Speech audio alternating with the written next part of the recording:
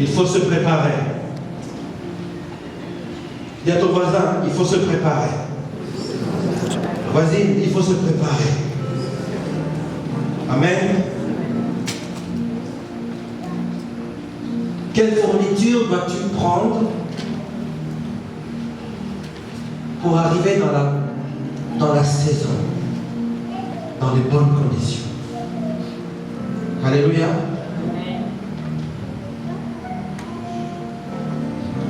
Comment nous préparer? Alors, je me suis dit, oh, Seigneur, c'est bon, les gens ils viennent de vacances, il faut leur donner un message qui va les faire sourire, etc. Il me dit, tu donneras le message que j'ai envie qu'ils puissent avoir en main. Je pourrais vous donner un message qui va dire ceci. Pour préparer la saison, quand le Seigneur va venir, la saison finale, soyez heureux et allez-y. Continuez. C'est aussi un bon message. Alléluia. Mais là, je vais te parler de quelque chose. Vous savez, parmi nous, il y a des personnes qui viennent de vacances, ou qui ont été en vacances, d'autres qui n'ont pas été en vacances. Il y a des personnes parmi nous qui ne sont pas forcément si heureuses que ça. Ça ne s'est peut-être pas aussi bien passé. Alléluia. Il y a des personnes même qui ont essuyé le rejet dans leur vie. Il y a des personnes qui ont été peut-être insultées. Il y a des personnes qui ont peut-être eu un écueil avec quelqu'un, un différend avec une personne. Peut-être qu'au niveau de votre travail, il y a quelque chose qui ne s'est pas bien passé. Alléluia. Amen. Amen. Je sais, voilà ce que le Saint-Esprit m'a dit. Il y a quelqu'un ce matin qui s'attend à quelque chose de grand de la part de Dieu. Amen. Il y a quelqu'un qui s'attend à quelque chose de grand de la part de Dieu. Sois béni. Ce que j'ai envie de te dire, c'est que la préparation se fait aussi au travers des souffrances. Est-ce que quelqu'un peut dire Amen à cela? La préparation à cette ultime saison se fait aussi au travers des souffrances.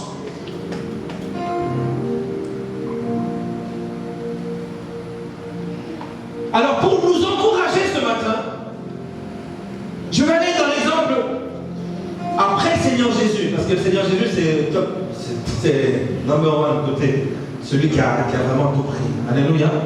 Mais quelqu'un peut me dire, oui, le Seigneur il était triste et Dieu, ok, on va prendre un homme. L'homme le plus juste. L'homme le plus intègre de sa génération. Qui aimait Dieu.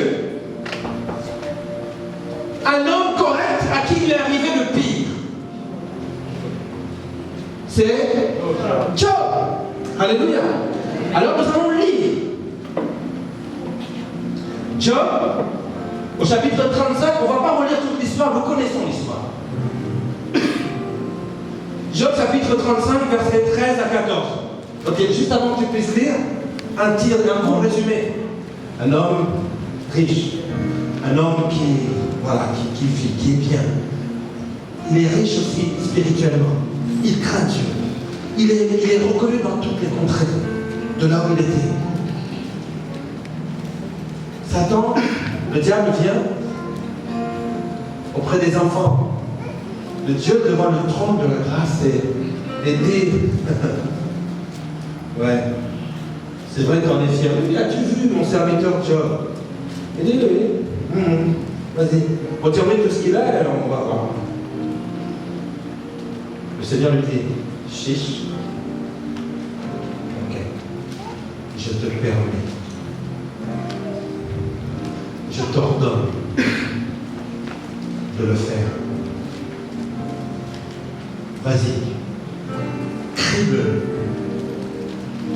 Son âme m'appartient déjà.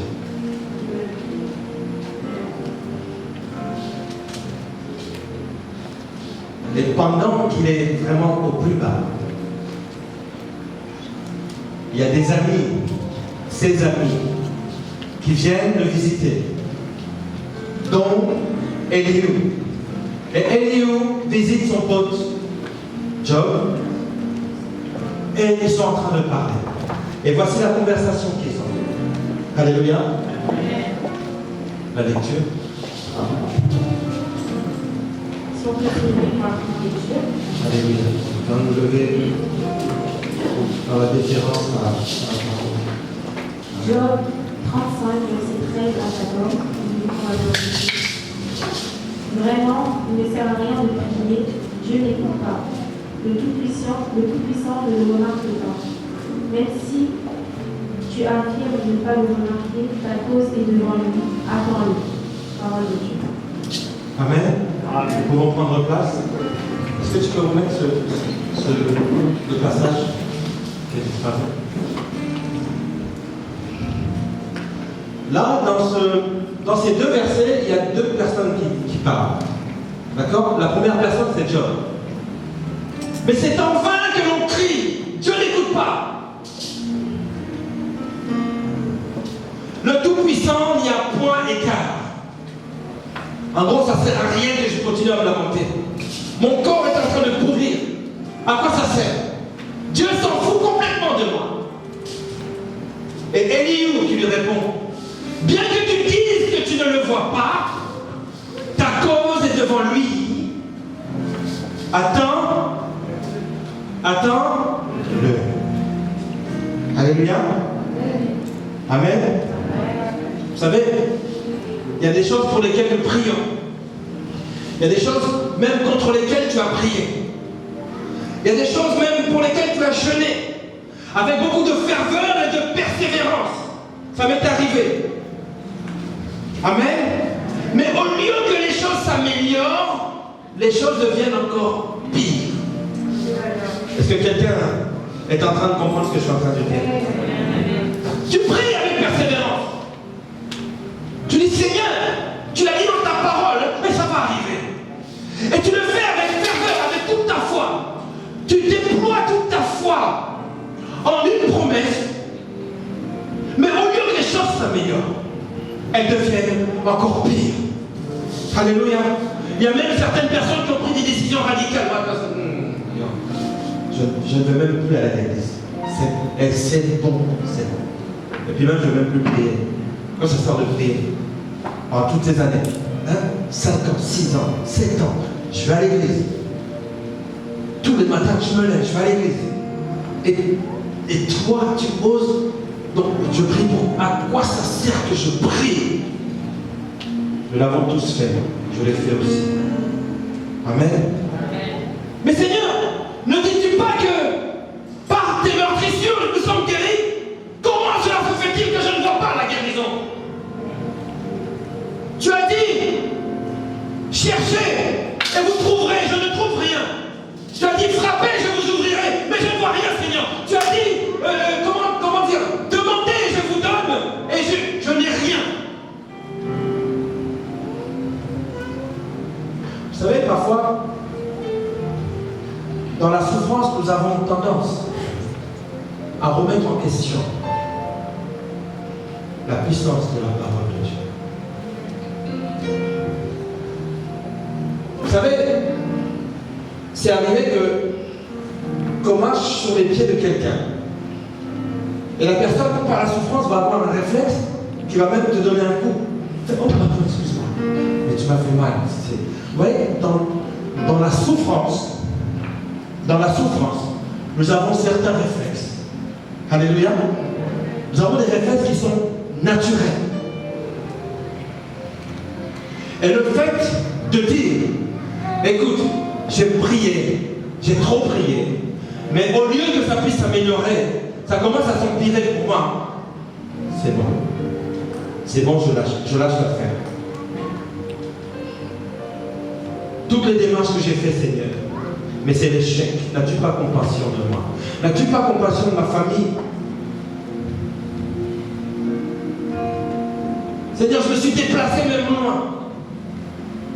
Je fais des choses pour toi. Je parle de ta part aux gens.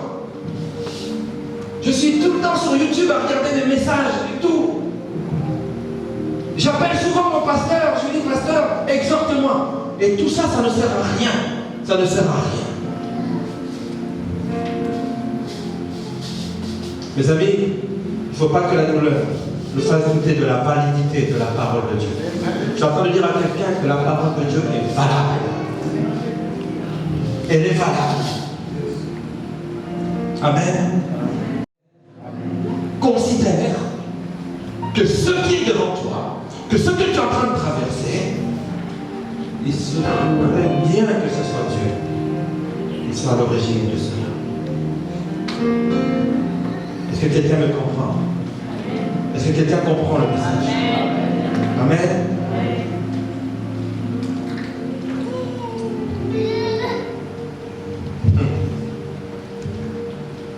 La mère Aiglon, la mère de l'aigle plutôt, pour apprendre à voler ses enfants, les aiglons, elle va les prendre avec ses griffes, elle va aller en hauteur, elle va monter, elle va les lâcher dans le vide. À ce moment-là, le bébé aigle se dit non, c'est pas possible. J'étais au chaud. J'étais bien au chaud. Et ma mère me nourrissait de la bonne viande. Qu'est-ce qui se passe? Oui, pendant un moment, les affaires marchaient bien pour toi. Tout allait bien. Tu as fait des projets. Il y a plusieurs rentrées qui se sont bien passées. Et comme par hasard, la rentrée dernière et là cette année, il y a quelque chose qui ne va pas. Tu étais si bien dans ce nid douillet. Et les clous se rappellent. Mais j'étais en sécurité. Oui, tu étais en sécurité. Même dans la sécurité financière. Tu étais bien. Mais d'un coup, tu as comme l'impression qu'il y a des griffes qui t'ont pris, qui t'ont mis en sustentation. Et ce bébé aigle se retrouve dans le vide. Il y a des situations qu'on traverse, hein. On a l'impression que vraiment qu'on nous lâche du 200e étage. Alléluia. Non seulement on nous a lâchés, mais il n'y a personne qui nous retient. On est en train de chuter. En chute libre. Est-ce que je suis en train de parler à quelqu'un? Et le bébé aigle à ce moment-là, il dit, mais maman, qu'est-ce que tu fais? Mais tu veux me tuer? Mais qu'est-ce qu'elle fait? La maman aigle sait que ce n'est pas un poussin d'une poule, c'est un aiglon. Il sait exactement ce qu'il y a dans cet aiglon. Écoutez-moi bien, dans la chute de cet aiglon-là, c'est son choix qui va déterminer s'il va vivre ou non. Ah, je ne sais pas si je suis en train de parler à quelqu'un. Dans la situation où tu es, ton choix va déterminer si tu vas t'en sortir ou pas. Alléluia. J'ai dû dire, oh maman aigle, écoutez-moi bien, un aiglon n'a pas le réflexe d'un chiot. Est-ce que quelqu'un me comprend? Un aiglon n'a pas le réflexe d'un serpent. Amen. Un aiglon a en lui l'ADN de l'aigle. Le Seigneur te voit comme un enfant de Dieu. Dans tes gènes, tu as le réflexe du fils de Dieu. Est-ce que tu es en train de parler à quelqu'un? Je ne sais pas si quelqu'un comprend. Alléluia.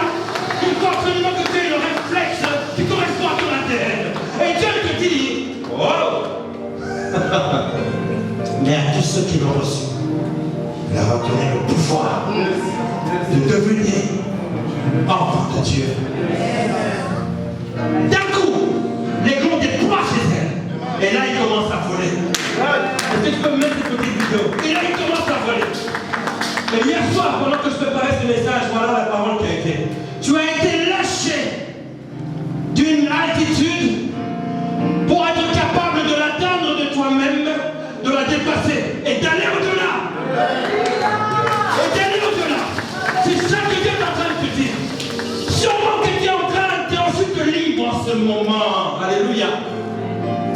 Mais tu n'as pas le réflexe d'un chien. Ne te comporte pas comme les chiens. Ce n'est pas parce que tu souffres que tu vas te comporter comme les chiens. Ce n'est pas parce que tu souffres que tu vas aller embrasser l'impudicité. Ce n'est pas parce que tu souffres que tu vas te rabaisser. Ne sois pas mendiant. Tu es un fils du roi des rois. Tu es une fille du roi des rois. Ce n'est pas parce que tu souffres que tu dois avoir le réflexe des serpents. Tu dois avoir le réflexe des enfants, des fils du royaume. Alléluia. Et Dieu est en train de dire à quelqu'un, hé, le réflexe, déploie tes ailes. Alléluia. Si tu es tombé de très haut, sache que de l'attitude où tu as été lâché, tu vas être capable de remonter la au-delà. Et je parle aussi pour quelqu'un, que tu puisses dire, je reçois cela au nom de Jésus. Je reçois cela au nom de Jésus. Alléluia. Alléluia. Non, tu ne m'as pas compris. J'aimerais que tu te lèves et que tu me dises, Seigneur, je veux recevoir cela. Est-ce que tu peux te lever et prier? Vous savez, celui qui a le réflexe de Dieu, Dieu quand il parle, la chose arrive. Il faut que ton réflexe puisse venir. Il faut que ton ADN puisse fonctionner maintenant. Alléluia. Là, tu es en train de parler au roi des rois, le Dieu tout-puissant, Elohim, El Shaddai. Alléluia. Seigneur, regarde la situation. Je sais que si tu m'as lâché, ce n'est pas pour rien. C'est toi qui permets que je puisse souffrir en ce moment. C'est toi qui permets la situation que je traverse maintenant pour que j'aie le réflexe. Alléluia. Maintenant, je veux que tu puisses maintenant. Ne cherche pas de prophète, tu es le prophète de ta vie. Proclame les choses sur ta vie maintenant. Et dis-les au nom de Jésus maintenant.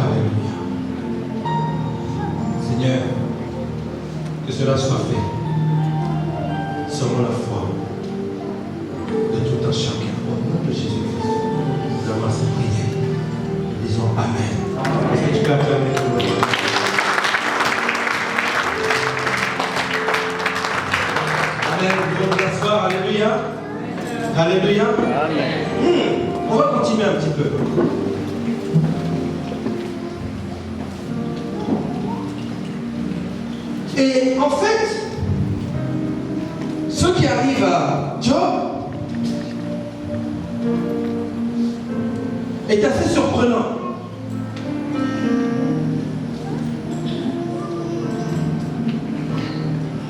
En fait, Dieu avait béni Job. Mais à un moment de sa vie, il a voulu l'éprouver. Alléluia. Dieu t'a béni et il te bénira encore. Mais sache que si tu n'es pas encore passé par cet extrême-là, alléluia. Un jour, je disais ceci. Lorsque j'étais en DUT, en université en technologie, en génie mécanique, on calculait par exemple la résistance d'une poutre. Voilà. On la calculait toujours, on regardait les conditions aux limites. La façon dont il va se comporter dans les cas les plus difficiles va nous permettre de pouvoir le dimensionner. Alléluia. Alléluia. Dieu est en train de dimensionner quelqu'un. Dieu est en train de te dimensionner ta paille. Ah! Il est en train de te dimensionner. Alléluia. Et si tu avais perdu un petit peu de résilience, ah, ça c'est un terme que j'aime beaucoup, il va falloir découvrir le livre. De résilience, si tu en as perdu un petit peu, il te redimensionne. Redimensionne. Nous appelons la régénération chrétienne, c'est pas pour rien. Dieu régénère. Dieu régénère. Dieu régénère. Alléluia. Amen. Alléluia. Amen. Lorsque Dieu éprouve Job, c'est pour ça que je suis en train de dire à quelqu'un, si tu n'as pas encore été éprouvé, ça va venir. Parce que si ça ne vient pas dans ta vie, tu n'es pas un enfant de Dieu. Alléluia. Ça y est, Seigneur, je t'ai accepté comme Seigneur et Sauveur. Tout va bien, tout va bien, tout va bien, tout va bien. Et à un moment donné, en fait, tu vas te rendre compte que tu aimes Dieu réellement lorsque tout va mal. Tu vas te définir comme ayant la gaine vive lorsque justement tout va mal. Voyez-vous, il maîtrise le circonstanciel et le temporel. Donc, il est le maître des temps et des circonstances. C'est-à-dire que le temps et les circonstances n'ont aucun effet sur lui. Tu as son ADN, aucun effet sur lui. Que quelqu'un dise sans effet au nom de Jésus. Alléluia. Même si ça t'arrive d'être courbé comme ça. Moi je disais, Seigneur, même si on me met complètement, je n'ai plus rien, même si mon petit doigt peut bouger, je bougerai. Et même si ça ne bouge pas dans ma tête, j'imaginerai que je suis en train de bouger. Je me mettrai debout. Même la face contre terre, je t'adorerai. Je te suivrai même les pieds dans la neige. S'il faut traverser le feu, j'irai. Tu m'as dit que même si je traverse le feu, il ne me consumera pas. Même les océans ne peuvent. Ah! En fait, je suis en train de dire à quelqu'un ceci. Si Dieu a éprouvé Job dans sa vie, ce n'était pas pour que Job puisse pécher et le renier. C'était pour que la gloire de Dieu se manifeste dans sa vie. Que la gloire de Dieu se manifeste dans la vie de quelqu'un. Que quelqu'un dise Amen. Alors ne rejette pas la bataille qui est devant toi. Alléluia. Ne la rejette pas. Fais face.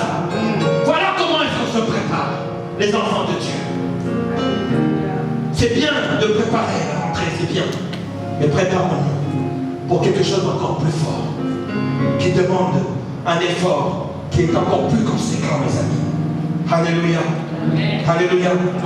Alléluia. Même un ulcère malin vient le prendre dans son corps et qui le ronge, son corps commence à pourrir. Alléluia. Et voilà ce que cet homme dit. Si de Dieu nous recevons de bonnes choses, alors nous devons aussi accepter les mauvaises. Si de Dieu nous sommes capables d'accepter les bonnes choses, alors nous devons accepter aussi les mauvaises choses qui viennent de lui. Lamentation chapitre 3 verset 38, nous allons le lire maintenant. Parce que voyez-vous, dans notre façon de penser, de la manière dont nous sommes formatés, Dieu ne peut pas nous permettre d'être devant quelque chose de mauvais. Ah bon? Lamentation chapitre 3 verset 38, c'est bien sûr, c'est bien ça. Amen.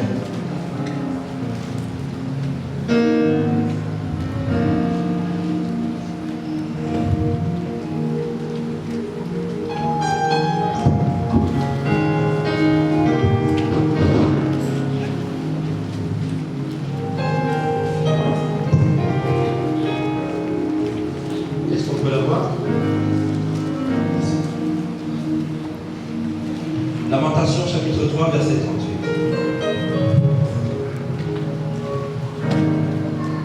Lamentation chapitre 3 au verset 38.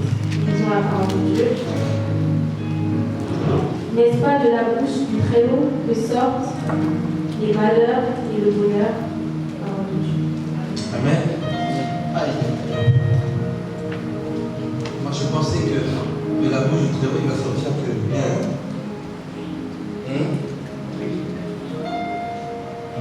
Il y a une seule chose seule chose que Dieu ne fera jamais. Il ne te tentera jamais.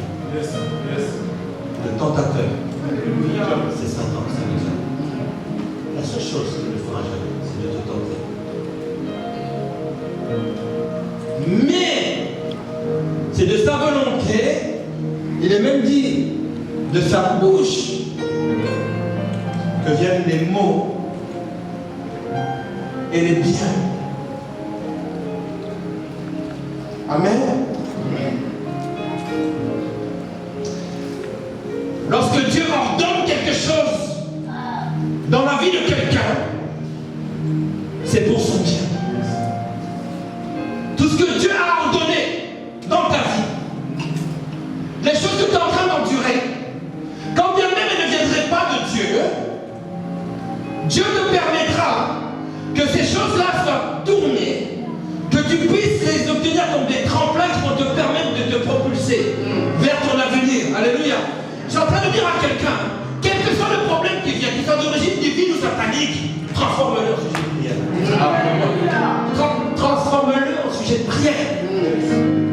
Il y a un bail qui est là, qui t'arrive, tu dis non, c'est mon sujet de prière. Prends-le, accepte-le. Et c'est mon sujet de prière. C'est mon sujet de prière. Job a déployé sa foi pendant 40 ans. Écoutez-moi bien, il faut bien regarder l'histoire, l'étudier, etc. 40 ans. 40 ans. En 40 ans, il a pu voir ses biens partir, ses enfants mourir, sa femme même jusqu'à lui dire, maudit ton Dieu. Après 40 ans de souffrance, cet homme a pu dire, je sais que mon Rédempteur se lèvera le dernier. Est-ce que quelqu'un ce matin peut dire, je sais que mon Rédempteur se lèvera le dernier. La pluie va se lever, mon ennemi va se lever, mes amis vont se lever, la moquerie va se lever, et mon Rédempteur, tant qu'il n'est pas debout, personne ne peut se mettre debout. Et lorsqu'il va parler, personne ne pourra dire non. Mais je sais. Oh, regarde ton voisin, mais je sais. Mais je sais.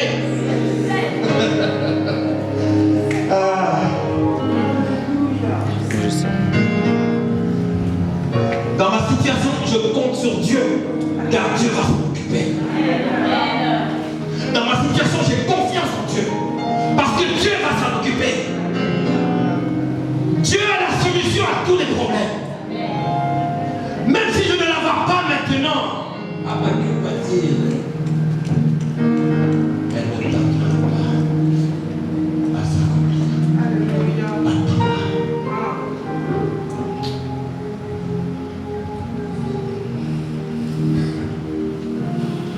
Dieu va intervenir dans ma situation. Alléluia. Amen. Alléluia. Amen. Alléluia. Amen. Je dis à quelqu'un ce matin, garde confiance en l'Éternel. Je veux que tu puisses te dire, j'ai confiance en l'Éternel. J'ai confiance en l'Éternel. Regarde mon voisin et dis, j'ai confiance. Alléluia.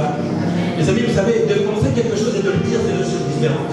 Parce que tu proclames et la parole de Dieu dit ceci. Oh, j'ai encore un peu de temps. J'ai cru que ma montre s'était arrêtée. Il n'est que midi. Alléluia. C'est bon. J'aime la parole de Dieu. Mes amis, ça y est, je me suis perdu.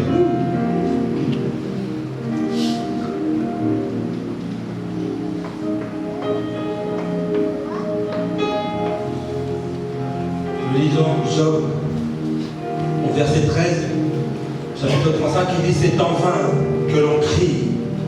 Dieu n'écoute pas. Le Tout-Puissant n'y a point d'écart. En fait, pour dire, ça ne sert à rien de forcer. Je suis fatigué. Il n'intervient pas. C'est notre réaction quelquefois. C'est bon, basta. C'est terminé. Amen. Écoutez mes amis, dans la vie, il faut avoir des élus, il faut avoir des amis. Alléluia. Il ne faut pas avoir n'importe quel ami. Alléluia. Écoutez-moi bien. Je te conseille, tu vois cette rentrée que tu es en train de préparer, sélectionne méticuleusement tes amis. Si vous lisez l'histoire, beaucoup sont passés. Mais Elihu est un bon ami. C'est un bon ami. Vous voyez ce qu'il dit au verset 14? Bien que tu dises que tu ne le vois pas, ta cause est devant lui. Attends. Attends. Il y a des personnes qui n'auraient pas fait comme Elihu. Et je suis sûr qu'il y en a plein qui n'ont pas fait comme lui dans ta situation. Je voulais dire à elle, maudis-le, meurs et maudis-le. Oui, c'est vrai, Dieu il n'écoute pas, c'est vrai. Même moi aussi, non. Vous savez, les gens qui disent même moi, écoutez bien, je donne vraiment un bon conseil. Il y a des brouilleurs de destinée. Ils ne savent pas qu'ils sont en train de vous embrouiller, mais c'est l'esprit qui est en eux qui veut vous embrouiller. Vraiment, tu es bien, tu es tranquille, tu es dans la souffrance, et tu te rappelles que Dieu a dit que tu avais le réflexe d'un échelon. Même si tu es en train de descendre en chute libre, mais quand ton ADN va passer, tu vas monter, tu vas dépasser et même au-delà. Mais pendant ce temps-là, quand tu as ça, Job dit, je sais qu'un jour, mon rédempteur se lèvera le dernier. Mais il y a des personnes qui vont venir qui vont dire, ouais, de toute façon, tu sais, ces gens-là, tu dis, hey, not in my house. Get back. Pas avec moi, s'il te plaît. Si tu veux. Parce que vous savez, il y a des gens. En fait, ils vont. Je ne sais pas s'ils font semblant, mais ils vont s'identifier à ton problème, à ta misère. On dit, ah oui, moi aussi, ça m'était arrivé. Et à ce moment-là, si quelqu'un vient à côté de toi, te dit ceci, tu dis, toi aussi, ça t'est arrivé, alors fais comme moi. Mets ta confiance en l'éternel. Il agit en tout temps. Alléluia.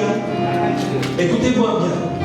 Choisissez méticuleusement, avec précision, vos amis. C'est la deuxième fois que je lis dans un message, en l'espace de 2 ou 3 mois. Les amis, les bons amis, ce sont ceux qui aiment sans compter. Les bons amis, ce sont ceux qui, comme dans le cas de Job, dans ma langue, on dit nous autres pour là. Donc, la chair est en train de pourrir. La personne qui vient te conseiller te dit, garde espoir, c'est ton ami. Alléluia. Et à ce moment, tu as un ami qui est en train de te siffler quelque chose dans tes oreilles. Il s'appelle Yeshua HaMashiach, Jésus-Christ de Nazareth. C'est l'ami fidèle et tranquille. Alléluia. Alléluia. Aie le réflexe d'écouter qu'est-ce que le Seigneur me dit. Amen. Amen.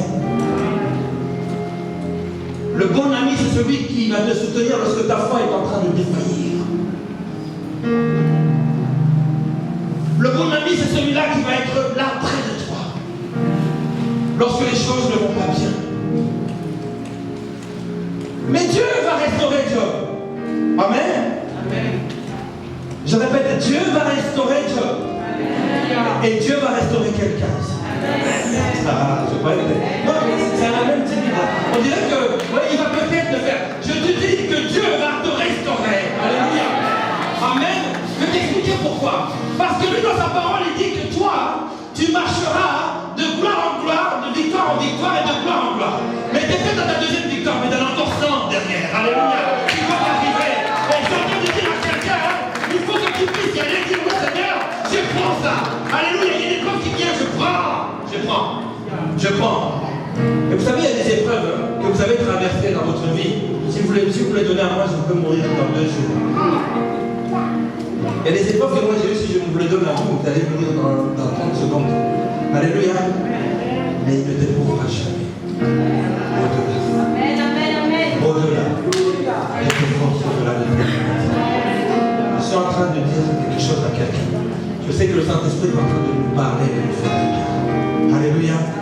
Rappelez-vous de l'éclat. Rappelez-vous de cela. Notre Dieu est bon.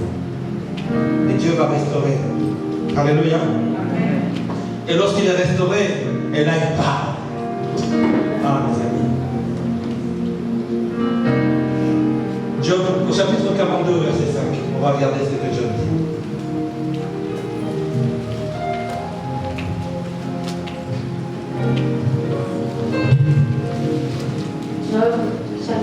42, au verset 5, disons pour la gloire de Dieu. Mon oreille avait entendu parler de toi, et maintenant, mon œil t'a vu. Attends, est-ce que je peux le redire bien lentement? Parce que j'ai l'impression que mais c'est vrai que le son est trop rapide. Hein. Redis-le bien lentement, qu'on puisse bien. Mon oreille avait entendu parler de toi, et maintenant, mon œil t'a vu. Parole de Dieu. Amen. Écoute bien ceci. Vous savez, la parole de Dieu, lorsqu'on la lit, il faut des fois qu'on puisse nous rendre compte de ce qu'on est en train de dire. Alléluia. Mon oreille avait entendu parler de toi. Mon oreille avait entendu que tu avais guéri, maman Jennifer, de la stérilité. Mon oreille avait entendu que papa Rémi avait été relevé dans sa vie. Mon oreille avait entendu que le frère Hélène avait été renouvelé dans sa vie. Mon oreille avait entendu. Mon oreille avait entendu que maman Jackie a été renouvelée dans son service pour le Seigneur. Mon oreille avait entendu.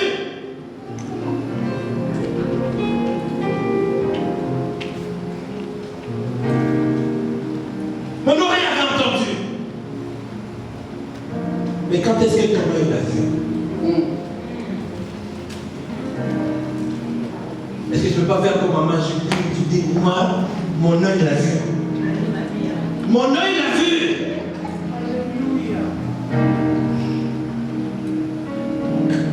Mon oreille avait entendu parler de toi.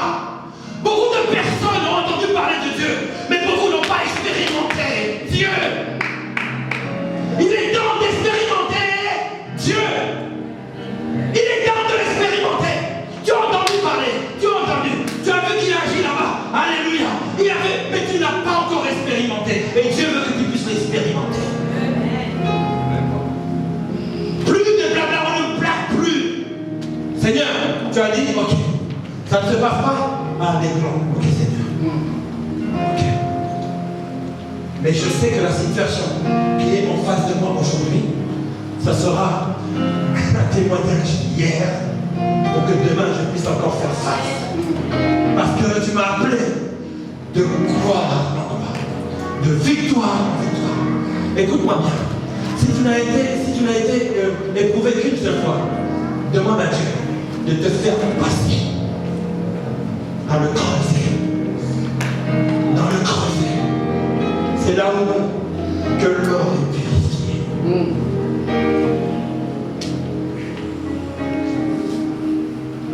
Mon oreille avait entendu parler de toi, mais maintenant je t'ai expérimenté. Mon œil t'a vu.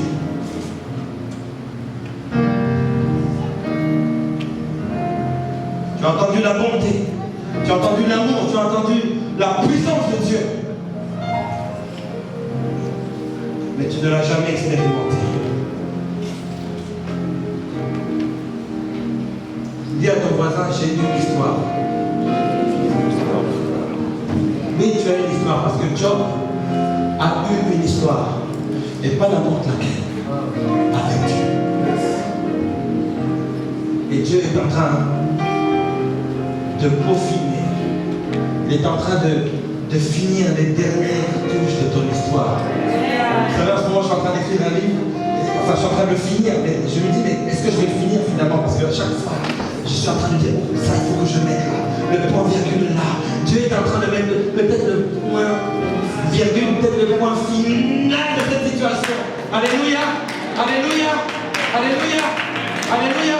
Il y a des gens qui disent, moi j'ai quelque chose. Je ne peux pas le dire dans ma langue parce que ça peut donner autre chose. Moi j'ai quelque chose. Comment on dit? Nazareno.